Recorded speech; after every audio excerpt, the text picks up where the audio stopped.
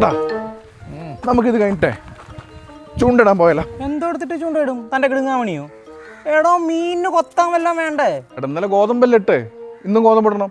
ഉവ്വ, ഇന്നലെ വീട്ടിൽ നിന്ന് ഗോതമ്പ് എടുത്ത് തന്തപ്പടി അറിഞ്ഞ് നീ എന്തെങ്കിലും സാധനം എടുത്താൽ കൈ വെട്ടുമെന്ന് അങ്ങനെ പറഞ്ഞിരിക്കുന്നു. എടാ എന്നെ നോക്കണ്ട, എൻ്റെ വീട്ടിൽ ഗോതമ്പൊന്നുമില്ല. ഞങ്ങൾ ചോറാണ് തിന്നണത്, ചപ്പാത്തി അല്ല.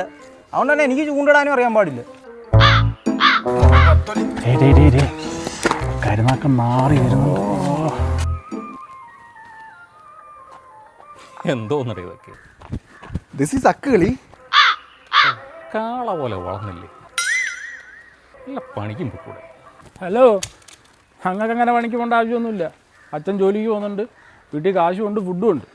വേടാ, ഞാനത്ര പഴയൊന്നുമല്ല, ഞാൻ ജോലിയൊക്കെ നോക്കുന്നുണ്ട്. 30-35 വയസ്സായില്ലടാ നിനക്കൊക്കെ.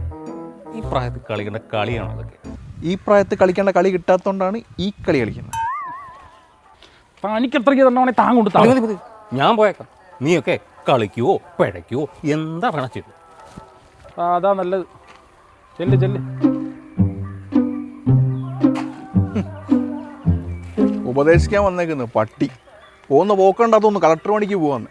ഇന്നലെയും കൂടെ ബാർന്ന് നിപ്പനടിച്ച് തിരുവാതിര കളിച്ച നാരിയാണ്. വരൂ, നമുക്ക് കളി തുടരാം.